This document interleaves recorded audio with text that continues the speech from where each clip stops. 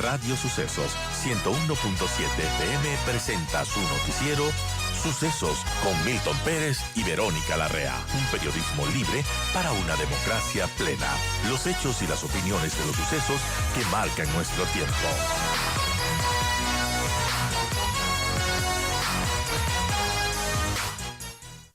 Los créditos educativos que están en Coactivas. Está con nosotros la secretaria de Educación Superior, Ciencia y Tecnología, CENESID, Andrea Montalvo. Andrea, gracias por acompañarnos. Buenos días. Cuéntenos, ¿por qué el presidente, por qué el gobierno define en un decreto ley este tema de las coactivas? Bueno, muy buenos días a los dos y a los ecuatorianos. Si efectivamente se toma la decisión de tomar como prioridad, pues, este tema de los créditos educativos, de las coactivas en créditos educativos, porque es una problemática social. Recordemos que la educación superior gratuita es un derecho y no hacía mucho sentido que se dé un crédito para cumplir ese derecho. Y en esa línea, pues, miles de personas que sumando incluso a sus familias, porque fueron muchos garantes, suman aproximadamente 60,000 ecuatorianos que buscando una opción, pues encontraron uno de los mayores tormentos de sus vidas. En esa línea, pues nosotros nos acercamos desde que inició este gobierno en 2 ocasiones, presentando 2 proyectos de reforma a las distintas leyes que cobijan este sistema de los créditos educativos y sus correspondientes cobros. No tuvimos respuesta, no se dio oídos y buscamos soluciones que puedan un poco apalear esta situación como brigadas, acompañando a las personas, haciendo reformas en normativas secundarias. Sin embargo, la problemática continuaba y personas que estaban, madres de familia, en las reuniones que manteníamos con ellos en situación de coactiva que no les permitía pagar sus deudas. Lo que ellos dicen es, quiero pagar mi deuda, pero deme unas condiciones que sean regulares. No me pida para refinanciar mi deuda una casa porque estoy en situación de pobreza y efectivamente no tengo casa. Y hay gente que no podía porque el sistema no le permitía. Había gente que estaba por centavos en el buró de crédito. Es decir, complicada su vida, no solo económica, sino académica, porque no podían seguir estudiando por centavos. Exactamente. Y sin poder insertarse en el campo laboral, porque recordemos que si estás en situación de coactiva en el sector público, por ejemplo, no te pueden contratar, no puedes acceder a ningún tipo de beneficios en tema de acercamiento a los bancos, tus cuentas congeladas. Y en esa línea, pues, estaban atados de pies y manos y evidentemente sí, sentían que, claro está, pues, en Cenecit se les hacía teníamos que cobrarles de esta manera, recargarles, ponerles multas, poner más intereses, porque eso lo establecen las actuales leyes, unas leyes que en primer lugar lo que debieron hacer es, por ejemplo, identificar el riesgo crediticio de las personas, entregar esos $1,000,000,000, no en créditos educativos, sino insertarlo en el sistema de educación superior como lo hicimos nosotros, entregar becas y ayudas económicas. Ahora con esta reforma que planteamos, con este decreto ley que esperemos la Corte Constitucional le dé prioridad, pues sacamos a las personas del sistema del buró de crédito para que puedan pues reinsertarse laboralmente, un periodo de gracia para las personas que están en esta situación, para que puedan pues conseguir su trabajo, puedan tener las opciones para pagar su deuda, remisión total de intereses, multas y recargos, condonación de deudas, no solo para personas en coactiva, sino también para todas las personas que tuvieron un crédito, que tengan discapacidad, y no solo ellos, sino su cónyuge, sus hijos y sus familiares directos. ¿Cuál es el numérico? Te hablaba de 60,000 más o menos. ¿Cuál es el monto y cuáles son las condiciones de los diversos grupos? Bueno, son 6,000 personas en este momento que se encuentran en situación de coactiva. 6,000, perdón, sí. Son 6,000 personas, Ya son tengo un cero de gana. Ya, perdón. pero sí son 12,000 personas que todavía se encuentran dentro de la cartera por cobrar de estos créditos educativos que con sus familias, como yo lo mencionaba, fueron garantes. Sí, estás correcto, que el número final, directo o indirectamente, son 60,000 ecuatorianos que se encuentran en esta situación. ¿Y cuál es el monto total de estas deudas? El monto total de las personas en situación de coactivas es de $65,000,000.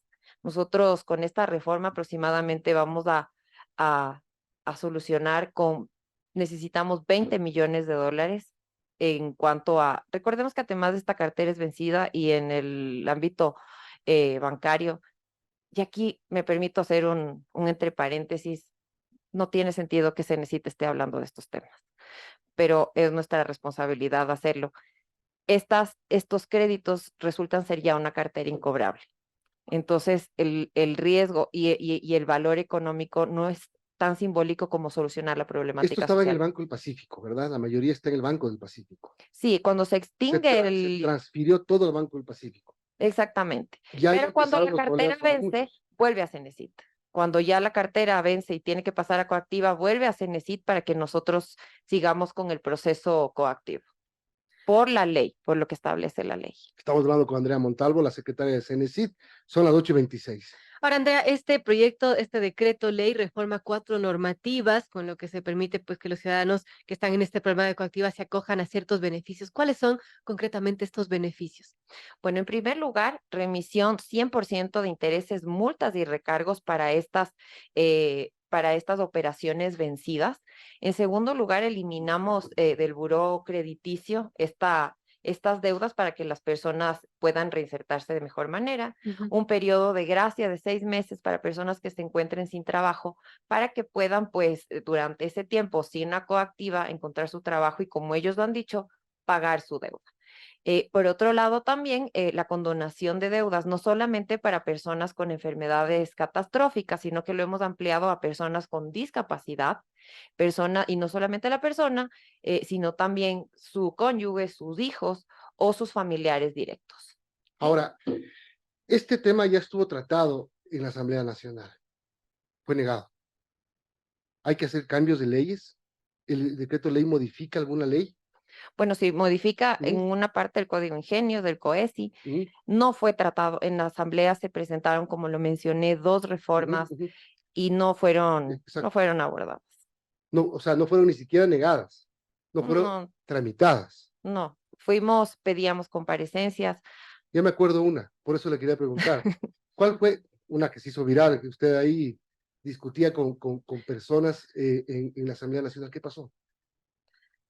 Bueno, mira, en esta gran problemática hubieron muchos, y lo digo entre comillas, quizás salvadores, falta de conocimiento, poca atención de gobiernos anteriores por esta problemática.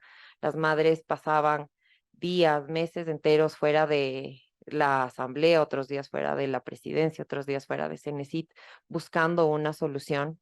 Lamentablemente, pues existían estos supuestos salvadores que buscaban un beneficio personal dentro ¿Que de estaban esta dentro del problemática. grupo de gente afectada o de Sí, políticos? no políticos, no No políticos, no puedo asambleístas. aseverar eso, sino más ¿Pero bien por qué no se grupos, encontró en la Asamblea una respuesta positiva porque tenían otras prioridades como quizás condecorar a, al bizcocho? al bizcocho.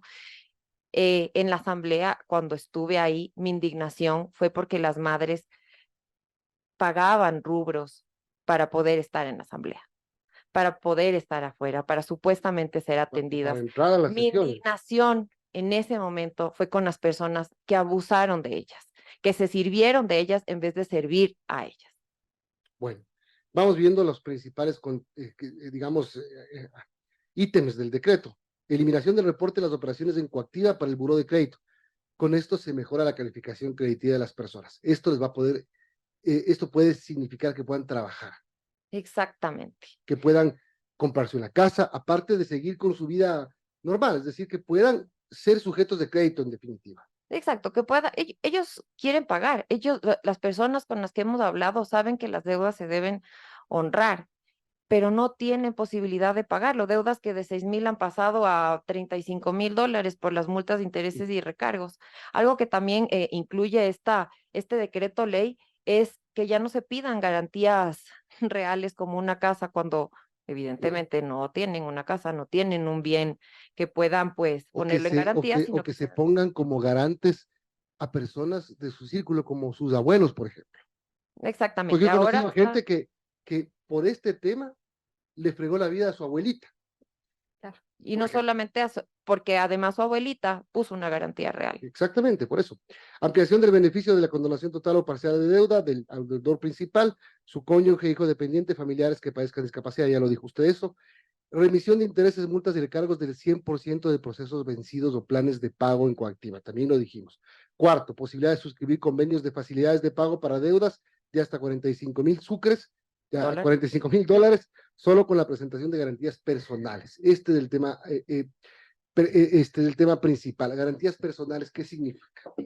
Mira, como lo mencionaba, las garantías reales es de entregar un bien que responda a ese rubro. Bueno, ahora entendamos que se eliminarán los intereses, multas y recargos y trabajaríamos sobre la deuda original y sobre esa deuda, pues mientras no supere los 45,000 dólares, pues pueden presentar una garantía personal y no una garantía real como un bien que ellos no disponen. Lo que hacían estas leyes es finalmente no permitir que las personas paguen y solamente aumente su deuda, sus cuentas congeladas, madres que, como bien has dicho, madres, abuelas, hermanas, que de alguna manera directa o indirectamente sus cuentas se congelaron, no solo de ellos, sino sus bienes, etcétera. Ya lo dijimos, el quinto punto, si el deudor no cuenta con empleo, se podrá acceder a un periodo de gracia de 6 meses. Son las 8:32, seguimos conversando con Andrea Montalvo, secretaria de la CENESID. Andrea, cuando usted se refiere a garantía personal, ¿a qué se refiere exactamente? La garantía personal es una persona cercana tuya que pueda ser tu garante, no que sea la garantía real, es un bien mueble, es De acuerdo. una casa, un automóvil. Un familiar o un amigo, otra vez. La garantía personal es Un garante. Ajá, Es un garante. ajá. Eso está claro. Ahora, ¿qué expectativas tenemos de que la Corte Constitucional viabilice este decreto ley? Bueno, hemos trabajado como sabemos, hemos trabajado sobre estas reformas ya 2 años, lo hemos estructurado muy bien, estamos conscientes y lo hemos enviado el presidente lo ha enviado sabiendo y consciente de la inmediatez que tiene este, este decreto ley, su aplicación sería inmediata. Y en esa línea, pues nosotros esperamos, lo han pedido ayer las madres de familia, lo piden los ciudadanos, que se dé trámite esta ley, que solucionen el problema y que 60,000 personas de una u otra manera pues encuentren un alivio financiero a una problemática social. Ahora, Un crédito educativo no es igual que cualquier otro crédito porque es un bien intangible. ahora, como la Corte Constitucional anda calificando la urgencia económica de los decretos ley, la Corte puede decir cuál es la urgencia de esto si es que han pasado años y no se ha hecho nada y no ha sido urgente. Puede pasar. Bueno, todo puede pasar, tantas cosas que pueden suceder. Yo confío que se escuche a los ciudadanos, más que lo digo de todo corazón, más que a un gobierno, más que a una cartera de Estado, escuchar a los ciudadanos, escuchar sus pedidos. Yo creo que ese es el rol fundamental de los distintos entes reguladores y de los distintos organismos estatales, escuchar al ciudadano y responder a su clamor. ¿Cuáles son las instituciones del Estado que que tendrían, pues, que resolver estos problemas en caso de que la Corte apruebe el decreto? Se necesita exclusivamente. CENESID, Banco del Pacífico, Las ya no. operaciones, nosotros tenemos un convenio con el Banco del Pacífico y en esa línea, pues, nosotros tendremos que establecer sobre este convenio cuáles son las personas que harán Entonces informar. recae Nuestro solamente rol es de sobre la informar. Secretaría. Exactamente. Bueno, le cambio el tema. 17 de julio se inicia este nuevo periodo de acceso a la educación superior y quiero empezar esta parte preguntándole, se baja de 14 o 15 instituciones que tuvieron apoyo en la última vez a 4, ¿verdad? 5. A 5. ¿Qué significa esta reducción de necesidad de apoyo, Bueno, de acompañamiento? demuestra en primer lugar que las universidades ya están preparadas, estas Van universidades puliendo y que mejorando. exactamente para hacer sus procesos de admisión, para, por ejemplo, definir cuáles son sus modelos de evaluación para la admisión en diferentes, de acuerdo a las distintas carreras. Por ejemplo, en música se realiza normalmente una audición.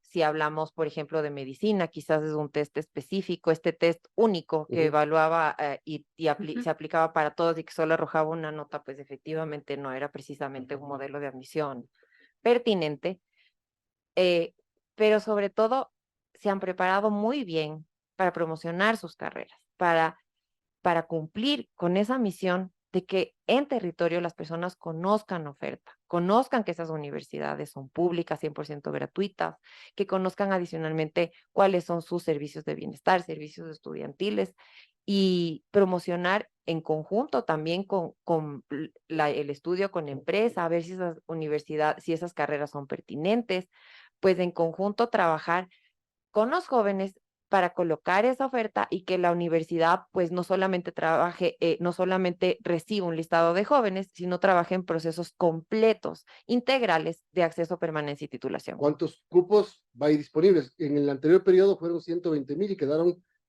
sobrantes como 38,300. Bueno, el sobrante todavía no es un número que lo podemos decir como tal, 38,300, porque las universidades decidieron hacer procesos extraordinarios de postulación. Es decir, por ejemplo, Universidad Yachaytec colocó en la semana anterior 200 cupos más por sus procesos propios extraordinarios. Entonces, el dato final sí lo podremos tener en las próximas semanas. Siempre hay un remanente de cupos y esto por lo que hemos hablado muchas veces de la concentración de la demanda en diferentes carreras y ahora el reto principal está justamente, y sabes que el remanente se dio justamente en las universidades con proceso asistido. Las universidades con proceso propio tuvieron una colocación buena, de hecho muchas de ellas abrieron cursos de nivelación, otorgaron más cupos o hicieron una redistribución, un proceso regular. Fue una decisión acertada lo que hizo el gobierno del presidente Lazo, hacer este cambio para que las universidades sean las que admitan a sus estudiantes. Exactamente. Y no solamente, no podía solamente eliminar el test y ya.